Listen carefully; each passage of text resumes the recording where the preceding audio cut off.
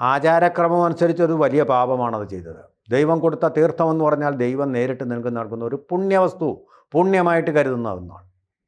യാതൊരു കലാപവും പ്രതിഷേധവും ഉണ്ടായില്ല. കാരണം ഇത് പ്രധാനമായും ഹിന്ദുക്കളുടെ ക്ഷേത്രമാണ്. അതുകൊണ്ട് തന്നെയാണ് കലാപം ഉണ്ടാകുന്നത്. അതേസമയം നിങ്ങൾ സുവർണ ക്ഷേത്രത്തിലെ ഗുരുഗ്രന്ഥ സാഹിബ്, അവിടുത്തെ ഒരു മതഗ്രന്ഥം, അതിൻ്റെ ഒരു പേജൊന്ന് കീറി നോക്കൂ.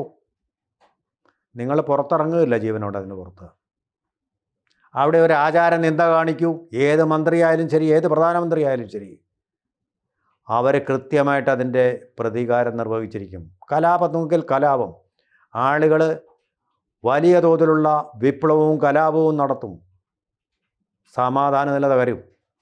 അതുപോലെ തന്നെയാണ് ഖുർആനെ നിന്ദിച്ചു, വഴിയിൽ അതിൻ്റെ പേജുകൾ കീറിയെറിഞ്ഞു എന്നതിൻ്റെ പേരിൽ എത്ര പേരാണ് കൊല്ലപ്പെട്ടിരിക്കുന്നത്?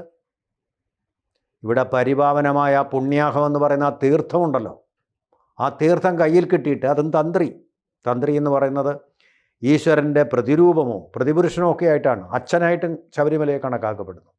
കൂടുതൽ വാർത്തകളും വിശേഷങ്ങളും നിങ്ങളിലേക്ക് എത്താൻ ABC മലയാളം സബ്സ്ക്രൈബ് ചെയ്യുക, ബെൽബട്ടനും അമർത്തുക.